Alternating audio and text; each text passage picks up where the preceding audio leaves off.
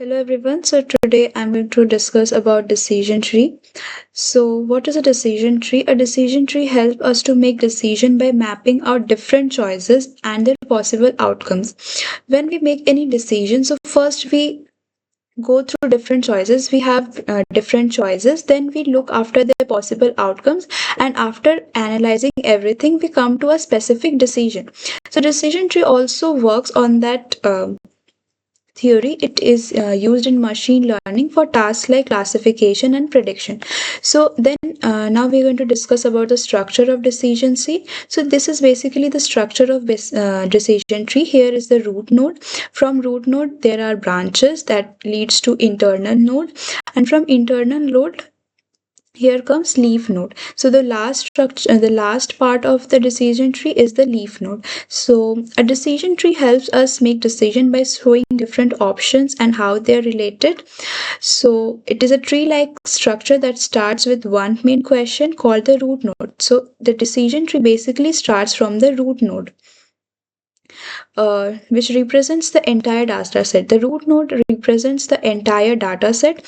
Root node starting point, which represent the whole data set. Branches, lines connecting nodes showing the flow of one decision to another. So branches are the line that joins. Here you can see it joins the root node to internal node that helps in the flow of decision from one node to another.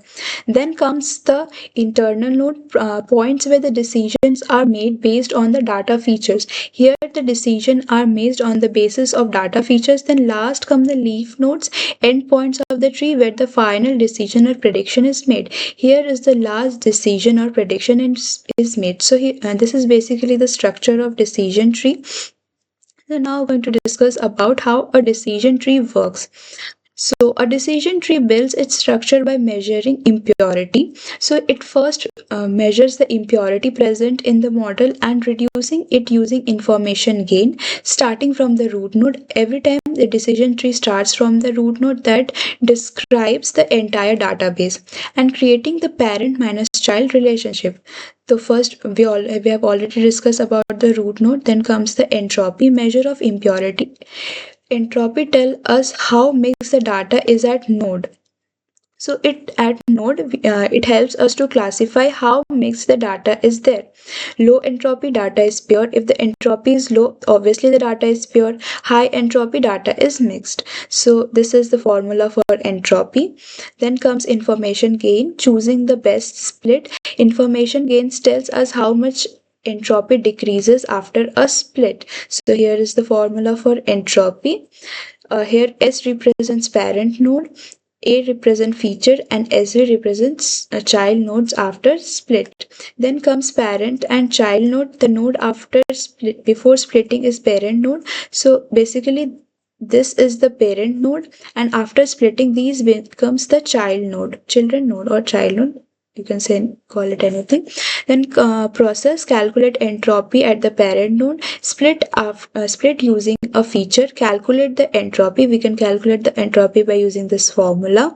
Compute information gain. We can compute information gain using this formula, and choose the split with highest information gain. After performing the whole process, we will then analyze which split has the highest information gain, and we will choose that uh, split. So libraries use the basic libraries used are NumPy, which is used for mathematical calculation, pandas for data loading and data manipulation. sklearn stores everything like matrices, it stores data set, it stores tables.